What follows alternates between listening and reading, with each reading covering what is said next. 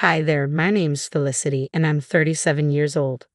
Let me tell you about an experience I had and how I quickly dealt with it because I don't let people take advantage of me.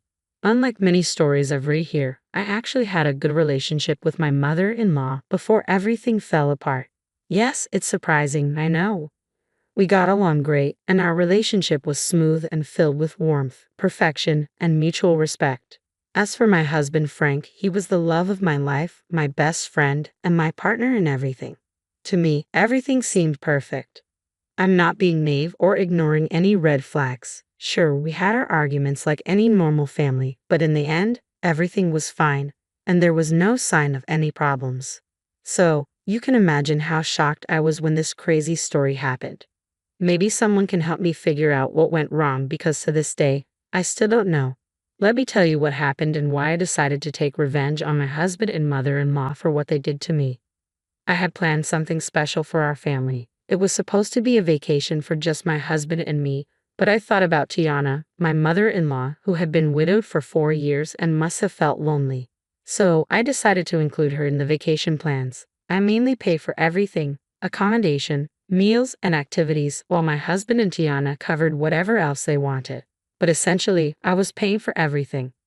I wanted to treat Tiana and Frank to a once-in-a-lifetime vacation in Spain. The thought of strolling through the vibrant streets of Barcelona, enjoying delicious tapas, and basking in the Mediterranean sun filled me with joy.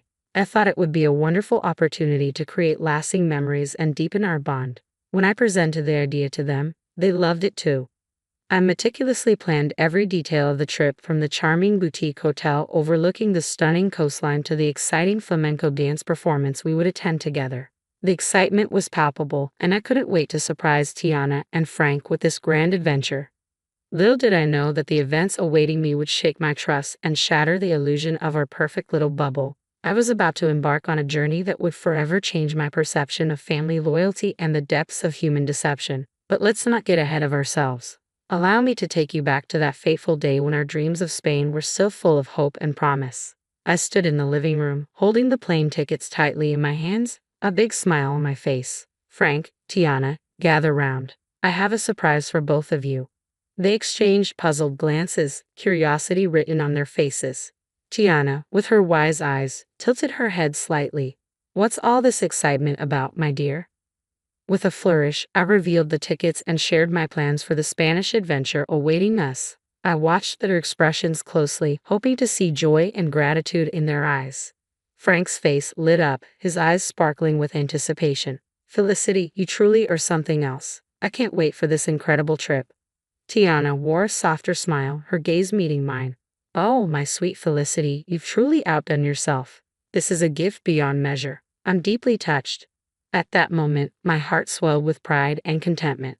Their reactions validated the love and effort I had poured into this surprise. I thought this vacation would be the glue that bound us even tighter, creating unforgettable memories and strengthening the bonds that already seemed unbreakable. But as you might have suspected, this story takes a dark turn.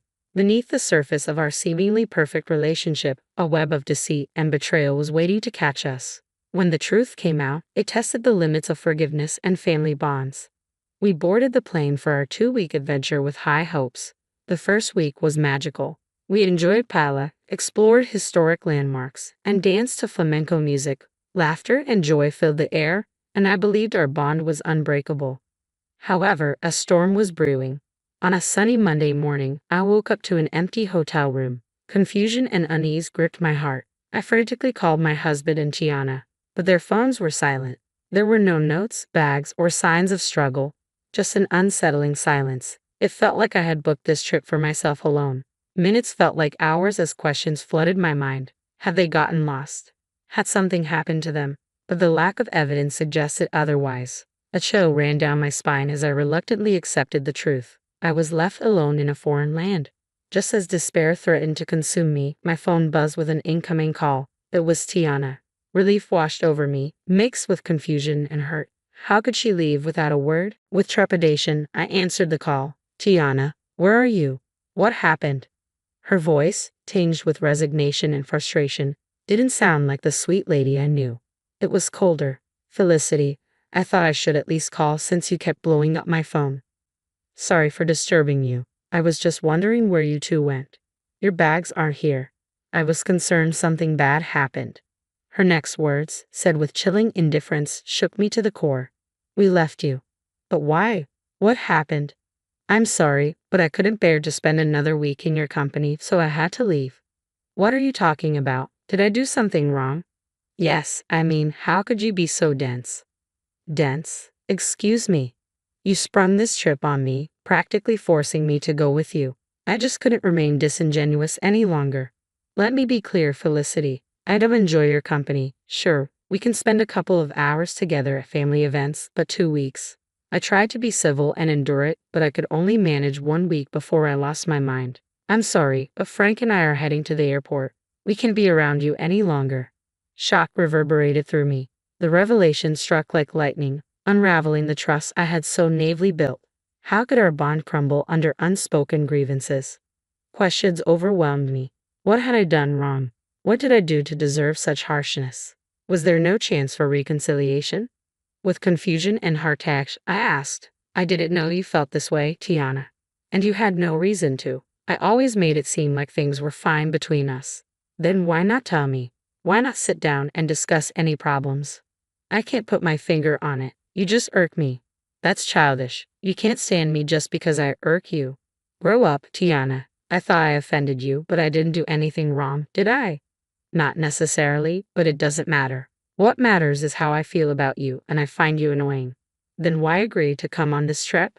It was a free trip to Spain. No one would turn that down. But as the days went by, I grew tired of your antics. What antics, Tiana? What did I do that was so bad you had to leave me alone in a foreign country? She had no answers, and my impatience grew. I was shocked, hurt, confused, and angry. But most of all, I was sad. I needed to know what my husband, Frank, had to say about all this. Let me speak to Frank.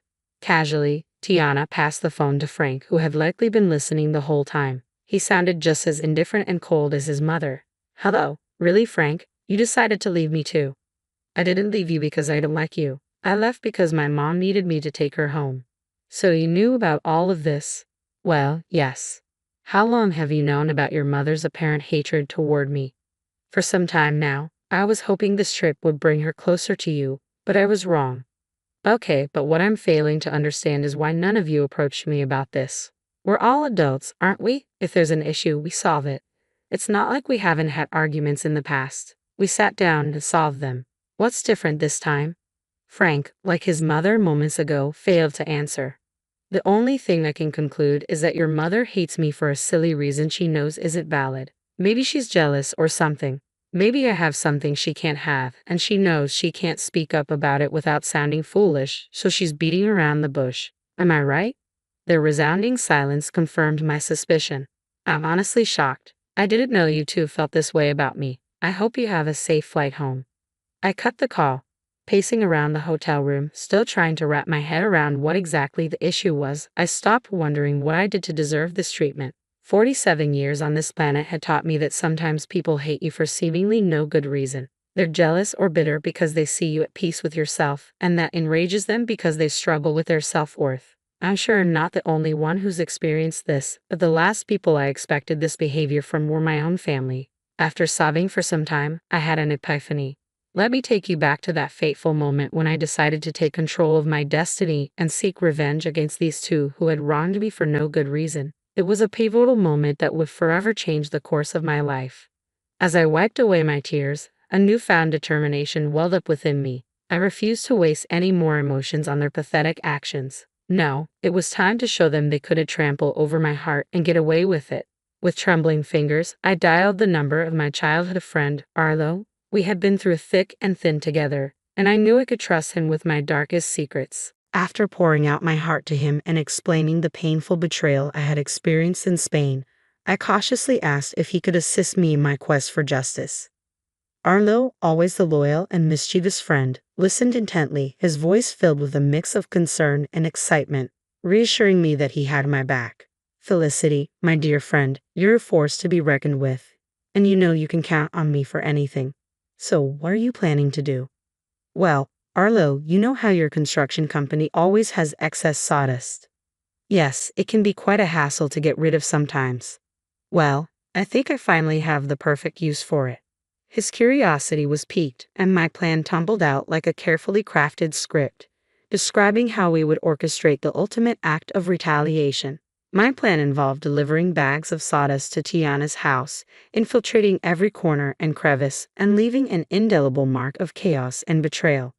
Arlo couldn't help but smile at the brilliance of my idea. It was a subtle yet impactful way to remind Tiana of the stress she had unleashed upon my life.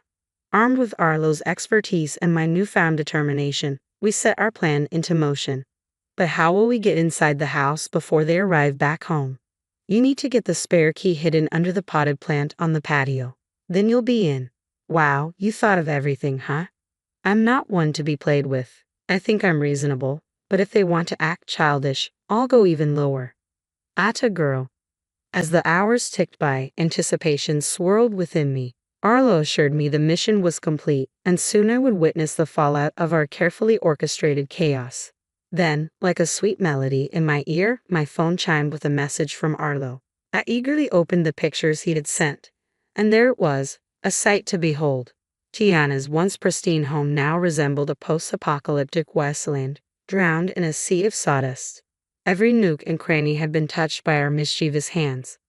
It was a scene straight out of a surrealistic painting, an embodiment of the chaos that had unfolded in our lives. I called Arlo, and his laughter echoed through the phone. I couldn't help but join in. It was a cathartic release, a shared moment of triumph against those who had betrayed me. I expressed my heartfelt gratitude to Arlo, acknowledging his willingness to tread the path of mischief with me. He simply said, "Naughty can be so satisfying." As the clock ticked away, I could feel the tension building within me. How would Frank and Tiana react when they walked through the doors of their once beloved home? The anticipation was almost unbearable, a heady mix of nerves and vindication. I couldn't help but relish the thought of their bewildered faces and disarrayed emotions. Hours later, my phone erupted with frantic energy. It was Frank, his voice laced with panic and disbelief. He described the scene that awaited them, the sawdust-covered house that stood as a testament to their betrayal. My heart danced with wicked delight as I listened to his exasperated voice. At that moment, I knew the message had been received loud and clear. Their actions had consequences, and the chaos they had sown had come back to haunt them. Frank's panicked words were like sweet music to my ears, a validation of the power I had reclaimed. "Felicity, it's just awful. Mom is in hysterics." I decided to reveal the part I had played in this. "It serves both of you right. How could you leave me here alone without a valid reason?" "Wait, Felicity, was this your doing?" The wailing and panic I heard in the background stopped. Suddenly, I heard my mother-in-law say, "Give me that," before shouting in my ear, "Did you do this? How could you do this to us?" "I have no idea what you're talking about. Have you considered that this is just your karma?" "Oh, come on, Felicity, we all knew it was you. Who else would have access to my home?"